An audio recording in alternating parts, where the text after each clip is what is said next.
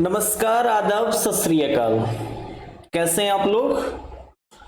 तो चलिए, आज का जो आपका सेशन है सॉफ्ट स्किल का नेक्स्ट सेशन, उसमें स्वागत है आपका।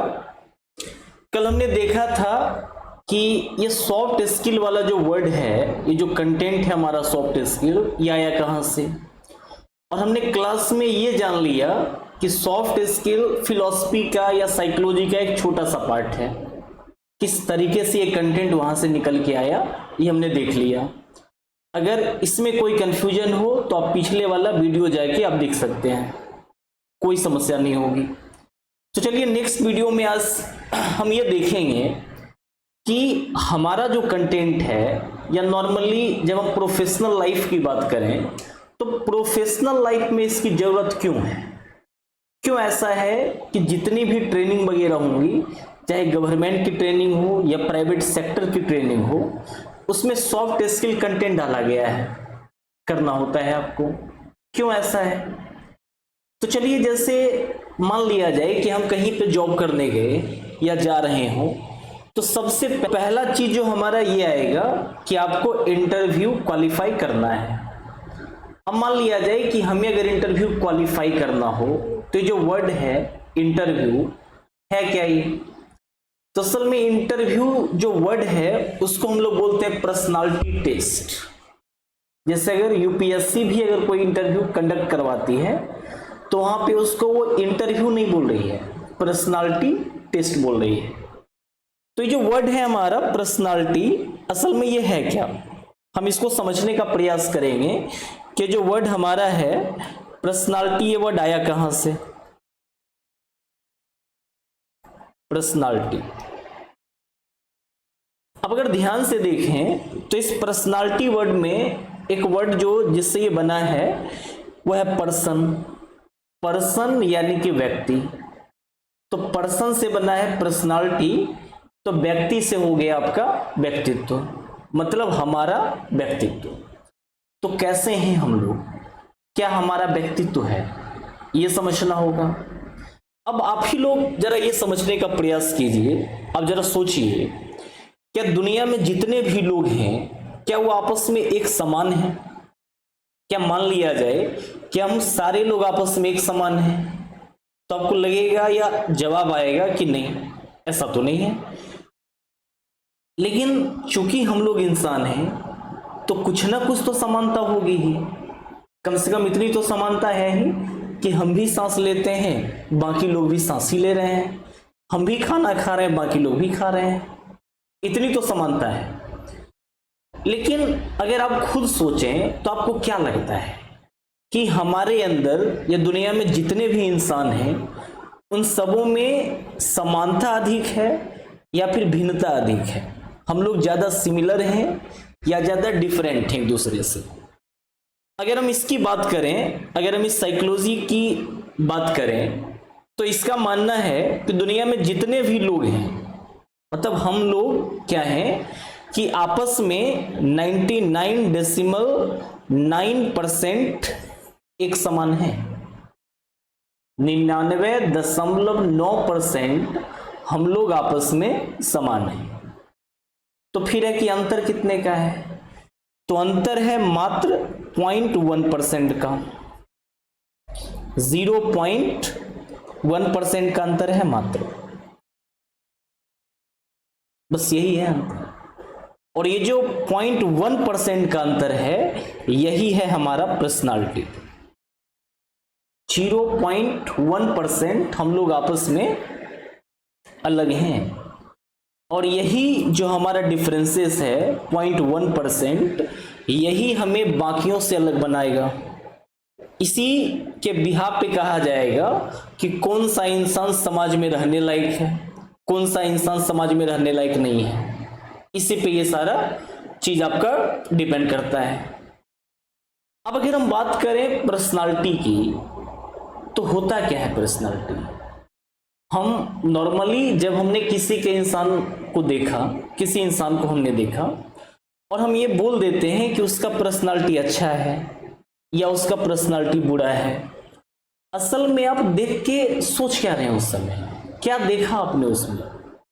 जैसे मैं नेशनल हाईवे के इस तरफ खड़ा हूं और एनएच या रोड के उस तरफ कोई दूसरा इंसान खड़ा है, हमने उसे देखा और हमने कहा कि उसका पर्सनालिटी अच्छा है या उसका पर्सनालिटी बुरा है।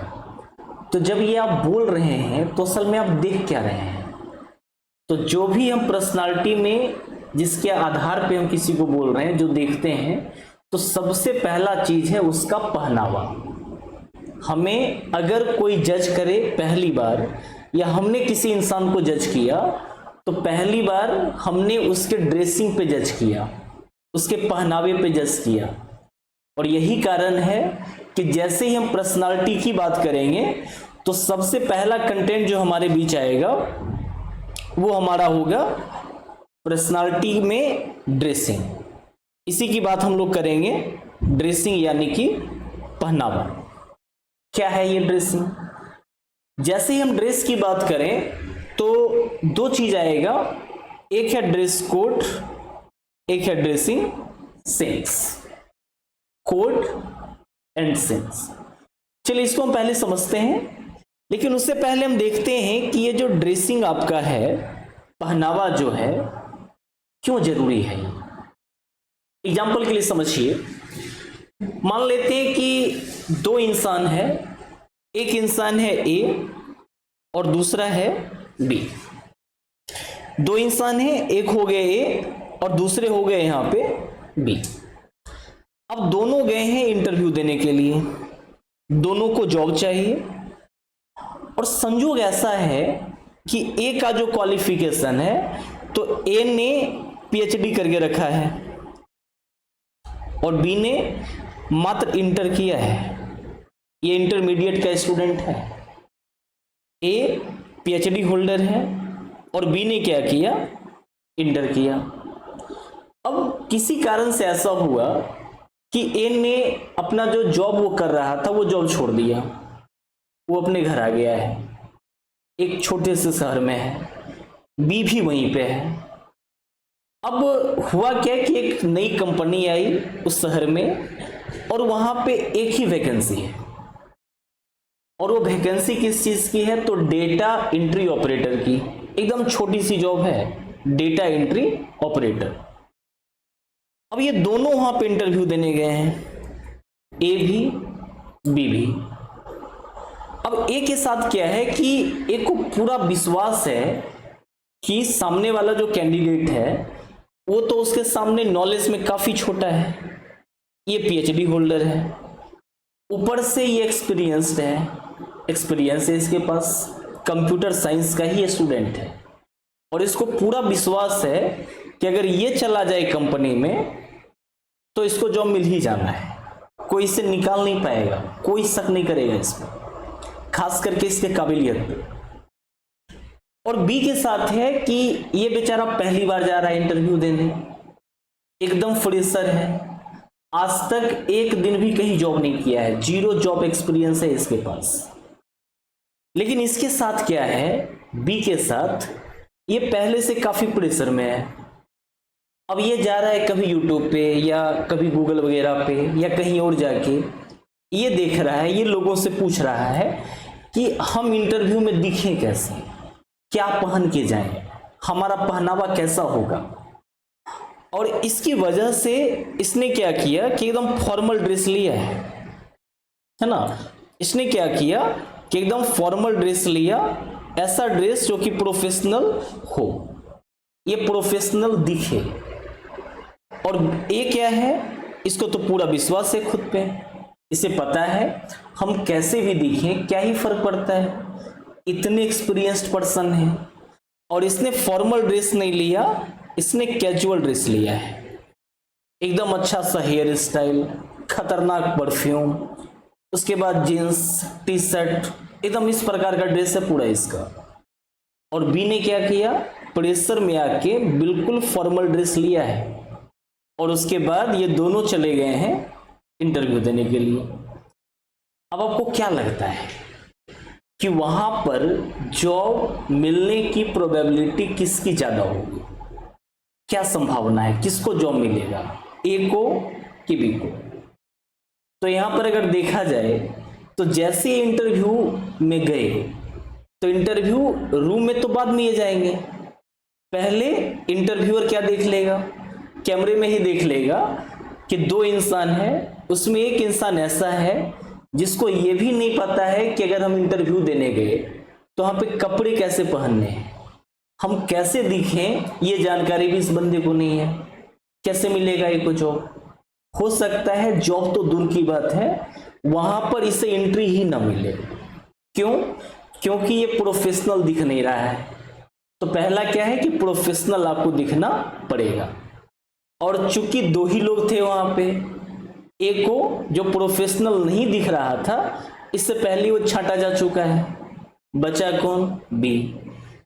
कम नॉलेज के साथ भी क्या होगा, बी को जॉब वहां पर मिलने की संभावना रहेगी, हो सकता है मिल जाए।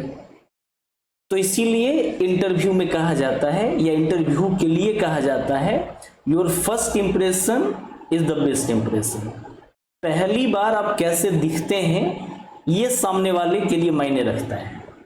जैसे मान लिया जाए कि पहली नजर में आपको कोई पसंद आ गया और आपको लगा कि ये इंसान अच्छा है क्योंकि इसका व्यवहार अच्छा है, लेकिन अगले ही पल आपने देखा कुछ देर के बाद वो किसी से मारपीट कर रहा है, गाली गलौज कर रहा है, फिर भी आपका दिमाग क्या सोचेगा कि ना, गलती सामने वाले की ही होगी।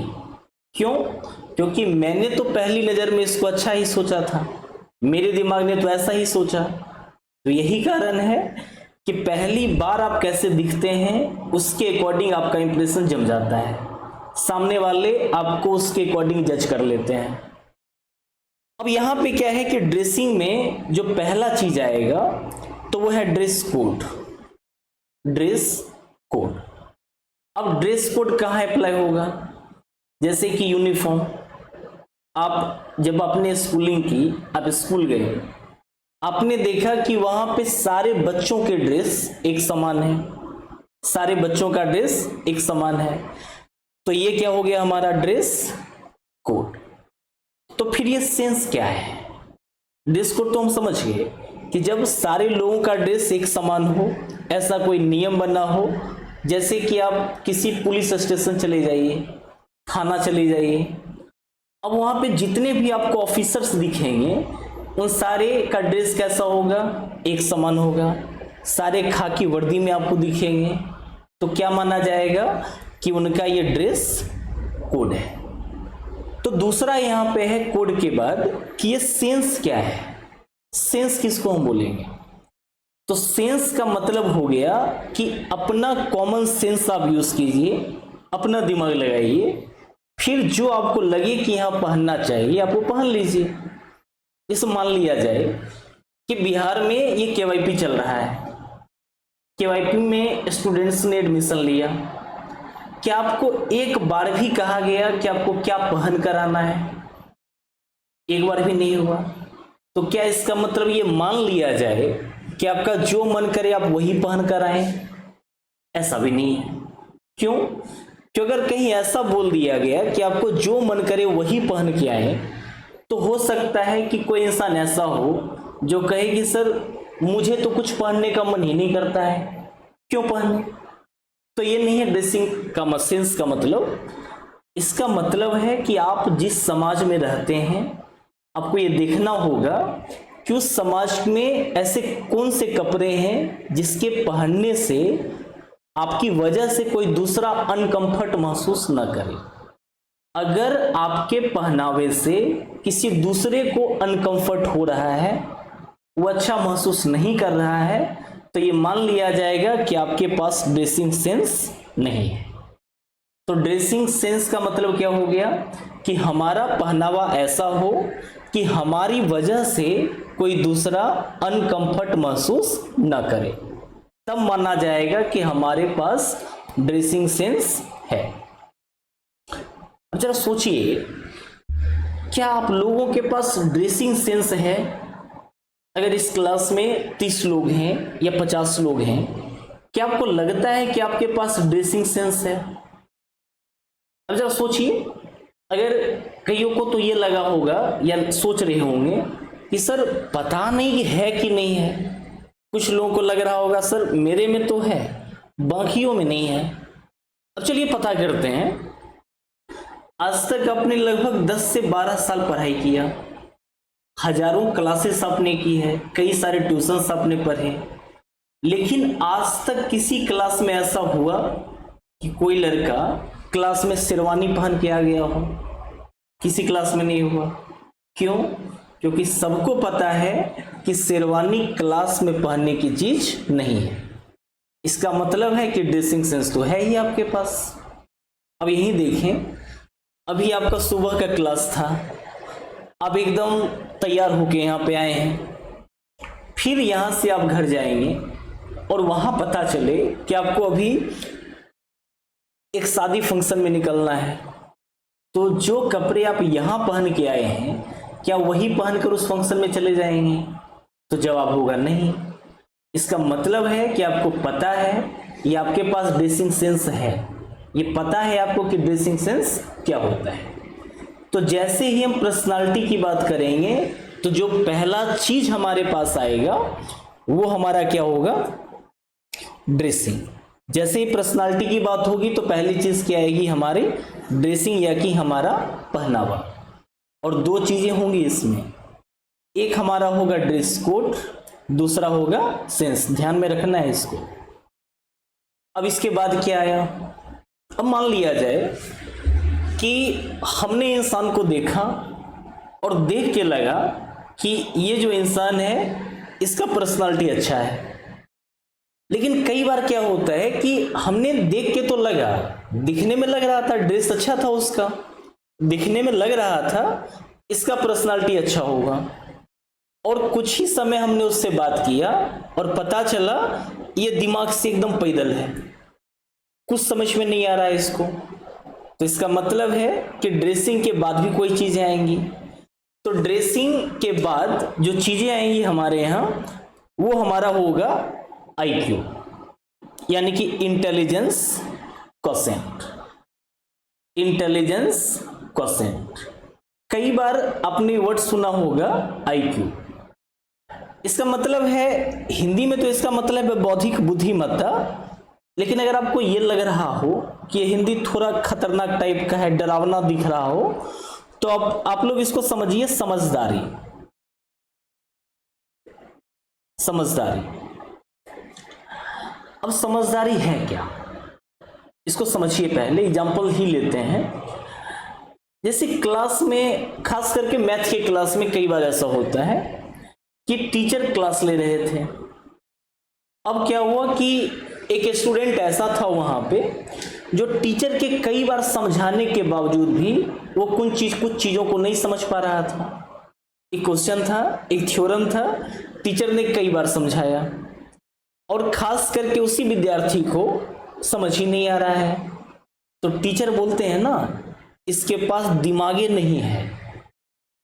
अब ये बात जब वो टीचर बोल रहे हैं कि इसके पास दिमागे नहीं है या दिमाग कम है, तो बात किसकी कर रहे हैं?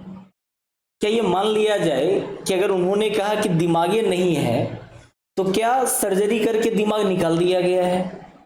या दिमाग कम है तो क्या उसका दिमाग सिकुड़ गया हो? तो ऐसा तो बिल्कुल नहीं है।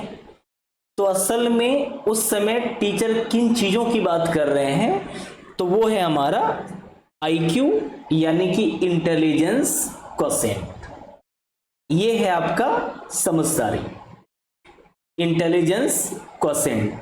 एक लेवल बताएगा, एक स्तर ये बताएगा कि आप कितने समझदार हैं। जैसे मान लिया जाए कि ये जो आपका IQ का मामला है, या नॉर्मली इस क्लास में या कहीं भी पूरी दुनिया में जितने भी लोग हैं सारे एक समान तो समझदार होंगे नहीं, कोई कम होगा, कोई ज्यादा होगा, कोई बहुत ज्यादा समझदार होगा। तो हम जितने भी समझदार हैं या कोई भी इंसान जितना भी समझदार है, क्या उन चीजों में उसका कोई योगदान है? आप जितने समझदार हैं क्या ये आपकी वजह से आप इतने समझदार हैं? तो नहीं। जब हम IQ की बात करेंगे तो ये मामला होगा जेनेटिक। ये मामला हो गया आपका जेनेटिक। किस तरीके से?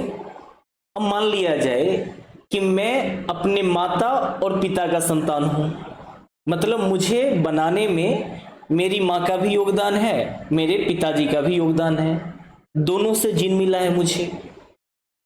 अब अगर ऐसा है कि मेरी मम्मी मेरे पापा की तुलना में अगर ज्यादा समझदार रही होंगी, अगर मान लिया जाए कि मेरी मम्मी मेरे पापा की तुलना में अगर ज्यादा समझदार हैं, तो मेरा समझदारी मेरी मम्मी से 10% ज्यादा होगा। आपके साथ भी ऐसा ही है।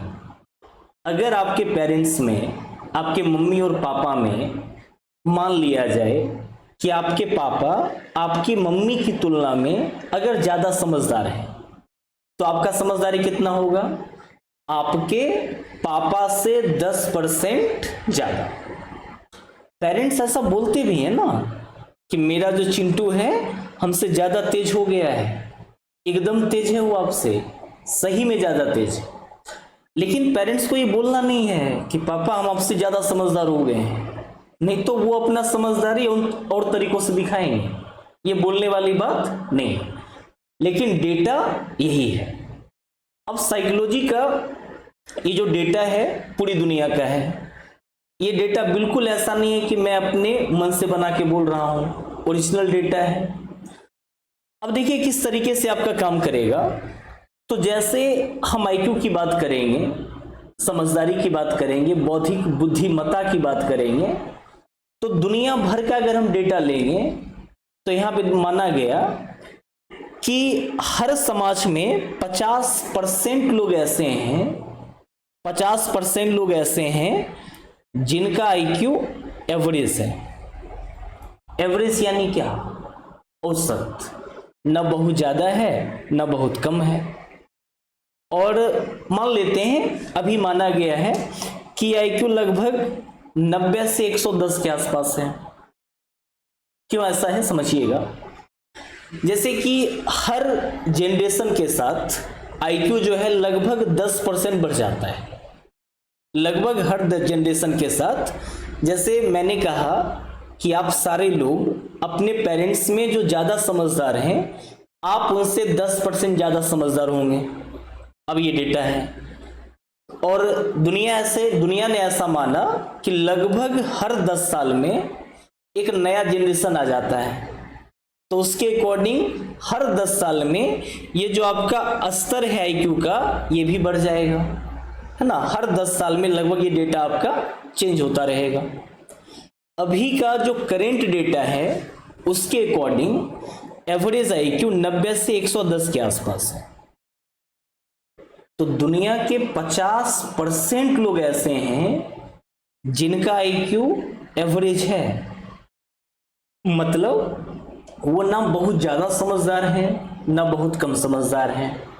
हाँ, इतने समझदार जरूर हैं कि वो अपना काम खुद से कर लेंगे, छोटा मोटा अगर डिसीजन लेना हो वो ले लेंगे। अपने काम के लिए, अपने दैनिक दिनचर्या जो भी है उनका, उसके लिए उन्हें किसी पर डिपेंडेंट रहने की जरूरत नहीं है। इसमें कोई प्रॉब्लम नहीं है, वो ये सारी बातें मैनेज कर लेंगे। लेकिन अगर कोई बड़ा डेटा अगर आ जाए, कोई बड़ा डिसीजन अगर लेना हो, तब उनके बस की बात नहीं। इनका तो फिर भी ठीक है, छोटा मोटा काम कर लेते हैं, खुद को मैनेज कर पा रहे हैं, इनका तो फिर भी ठीक है। समस्या तो इनके साथ है, यानी कि बिलो एवरेज के साथ। समाज का 25% इंसान ऐसा है जिसका आईक्यू बिलो एवरेज है, यानी कि एवरेज से भी कम।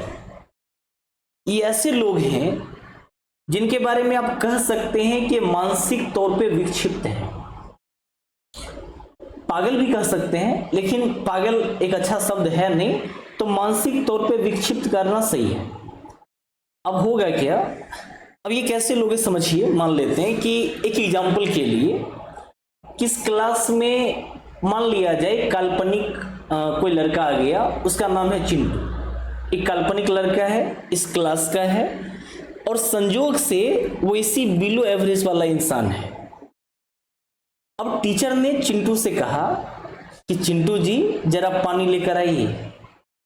अब चिंटू बड़ा अच्छा लड़का है, टीचर की सारी बातें मानता है, जो बोल दे वो सब करना चाहता है। उसके बाद टीचर के कहने पे चिंटू गया है पानी लाने तो गया। अब लेकिन ये सोच के उसका पसीना छूट जाएगा कि टीचर ने पानी मांगा है। क्या टीचर पानी पीना चाहते हैं या पानी से नहाना चाहते हैं, ये वो डिसाइड ही नहीं करेगा। हो सकता है कि वो गिलास में पानी लेकर आए, वो बाल्टी में भी लेके आ सकता है, कोई बड़ी बात नहीं है। कारण क्या है कि वो छोटी छोटी चीजों को डिसाइड कर ही नहीं पा रहा है, छोटा सा डिसीजन नहीं ले पा रहा है। ये समस्या है इनके साथ। या कई लोग ऐसे भी होते हैं, शायद आपने भी सुना हो, आप जानते हो सकता है कि आपके घर में हो, आपके आसपास हो, आपने कहानियों में सुना हो। जैसे मान लिया जाए कि चिंटू ही है और चिंटू को मैंने कहा कि देखिए चिंटू, दरवाजे पे मुखर्जी साहब आए हैं, जा दरवाजे पे जाइए, मुखर्जी साहब आए हैं मुझसे मिलने के लिए, उनको कह दीजिए कि राहुल सर क्लास में नहीं है। एकदम सिंपल सा टास्क था कि मैंने चिंटू से कहा कि आप जाइए, दरवाजे पे मुखर्जी साहब हैं, उनको बोल के आइए कि राहुल सर क्लास में नहीं है। अब चिंटू बोलने जाएगा और बोल के क्या आएगा, राहुल सर ने कहा है कि राहुल सर क्लास में नहीं है। क्या बोल के आया, राहुल सर ने कहा है कि राहुल सर क्लास में नहीं है। अब उसे ये पता ही नहीं चल रहा है कि असल में वो बता ही रहा है, लेकिन बेचारा करे क्या, वाकई में उसका आईक्यू कम है। जब आईक्यू की बात होगी इसका मतलब है कि आपके समझदारी की बात हो रही है। अब ये जो डेटा है हमारा, मतलब 50% लोग ऐसे हैं जिनका आईक्यू कैसा है, एवरेज है, नॉर्मल है, कम चलाओ है, ऐसा कह सकते हैं। और 25% बिलो एवरेज वाले हैं जो कम चलाओ भी नहीं है, अपना काम भी खुद से नहीं कर पाते हैं। तो इसके आधार पे क्या ये कहना सही नहीं होगा कि समाज का 75% इंसान ऐसा है जिसका वाकई में दिमाग कम है, आईक्यू कम है। समाज के 75% लोग ऐसे हैं जो अपना डिसीजन सही से नहीं ले पाते हैं, मूर्खता वाली काम कर रहे हैं, एकदम नॉर्मल सी बात है। लेकिन अगर मान लिया जाए कि अगर ये लोग मूर्ख हैं, है ना, गधे हैं, गधा कोई गाली नहीं है, गधा चूंकि एक ऐसा जानवर है जो कम रंगों को भी पहचानता है, दूसरी बात मानसिक तौर पे सुस्त होता है। तो कोई एक ऐसा इंसान जो मानसिक तौर पे सुस्त होता है तो हम उसकी तुलना कर देते हैं गधों से, जो कि बहुत बुरी बात है नहीं। अब ये समाज में तो रहेंगे ही, इनके बिना तो समाज चलेगा नहीं। सरकार भी या कोई कोर्ट वगैरह, कोई भी सरकार कभी ये तो नहीं कहेगा कि सरकार ने ऐसा डिसीजन लिया है कि सारे मूर्खों को देश से निकाल दिया जाए या मौत की सजा दी जाए, ऐसा तो कुछ होगा नहीं। समाज तो इनके बिना चल नहीं पाएगा। तो समाज सही से चले, कोई समस्या ना हो, ये जिम्मेदारी किसकी है, एवो एवरेज वालों की। समाज में कोई परेशानी ना हो, ये जिम्मेदारी उनकी है जो ये इस एवो एवरेज में हैं। यानी कि 25% लोग ऐसे हैं जिनका आईक्यू एवो एवरेज है, मतलब कि नॉर्मल से ज्यादा, एवरेज से ज्यादा। अब यही लोग इनको चलाएंगे। लेकिन अगर मान लें कि ये जो एवो एवरेज वाला इंसान है, ये इस ग्रुप में किसी को कुछ कहे तो क्या ये लोग मान लेंगे? कुछ भी कहें अगर, तो क्या ये लोग मानेंगे? नहीं मानेंगे। तो कैसे मनवाना होगा? तो ये लोग क्या करेंगे, इनके लिए नियम बनाएंगे। ऐसा नियम होगा जहां पे डर भी हो, और उस डर की वजह से अगर ये सही डिसीजन लेते हैं तो वो नियम सही है। जैसे मान लिया जाए, एग्जाम्पल ही लेते हैं, अगर आप पढ़े लिखे नहीं होते, नॉर्मली आप पढ़े लिखे इंसान हैं, अगर आप पढ़े लिखे नहीं होते और आपको ये कहा जाता कि आप रोड क्रॉस कीजिए, आपको एक रोड क्रॉस करना है और संयोग से आप पढ़े लिखे नहीं हैं, तो क्या आप रोड क्रॉस कर पाते? अगर आप पढ़े लिखे नहीं होते तो क्या आप रोड पार कर पाते? कर ही लेते, कौन सी बड़ी बात है। कारण क्या है कि एक नॉर्मल दिमाग कैसे सोचेगा? जैसे आप हैं, अब सोचिए जरा कि जब आप रोड क्रॉस कर रहे हैं आपका दिमाग कैसे काम कर रहा है? पहले आपने सामने देखा, फिर आपने पीछे देख लिया और उसके बाद फिर सामने देखते हुए आपने रोड क्रॉस कर लिया। लेकिन क्या सारे लोग ऐसा कर पाते हैं? अब कईयों को देखिएगा, रोड के बगल में खड़े हैं, वो थोड़ा सा आगे जा रहे हैं, फिर पीछे आ रहे हैं, फिर आगे, फिर पीछे, और वहीं पे एक दूसरा इंसान आया, आराम से एकदम धूमधाम से रोड क्रॉस कर गया है, उससे कोई समस्या नहीं हुई। तो इसका मतलब है कि वाकई में आईक्यू तो कम कर रहा है। अब जो लोग इतना डिसीजन नहीं ले पा रहे हैं कि रोड कैसे क्रॉस करें, उनके लिए नियम क्या बन गया? तो उनके लिए नियम बना कि किस तरीके से आपको ट्रैफिक रूल्स को फॉलो करने हैं, यानी कि ट्रैफिक रूल्स का नियम बन गया है उनके लिए।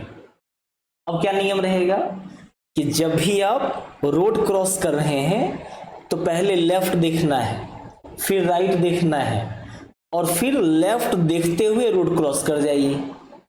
बस ये नियम है। और ये नियम बनाया किसने? तो इस एबव एवरेज वालों ने। और बनाया किसके लिए? तो इन मासूमों के लिए, है ना, ताकि ये लोग इन चीजों को देख के अपना जीवन सही से जी पाए। और सिर्फ यही नियम नहीं, दुनिया के जितने भी नियम हैं सारा इनके द्वारा ही बनाया गया है। समझदारों का कोई नियम नहीं होता है। जैसे मान लिया जाए, एक एग्जाम्पल के लिए ही हम लेते हैं कि दो इंसान हैं, एक इंसान है ए और दूसरा इंसान है बी। अब हुआ क्या कि दोनों ने एक ही क्राइम किया है और दोनों ने क्राइम किया है मर्डर, दोनों ने किसी की हत्या की है। अब दोनों चला गया है जेल, वहां से पहुंच गया है कोर्ट। अब जज साहब सजा सुनाएंगे। अब मान लिया जाए कि ऐसा हो कि जज निकल गए हैं इस ग्रुप वाले, यानी कि इस 75% वाले, और जज वहां पे हैं चिंटू साहब। अब इसमें हुआ क्या कि जज साहब ने कहा, और जज साहब कौन है? चिंटू। इस आईक्यू वाले हैं वो 50 या फिर 25 वाले, एवो बिलो वाले। अब जज साहब ने पूछा कि बताओ मामला क्या है।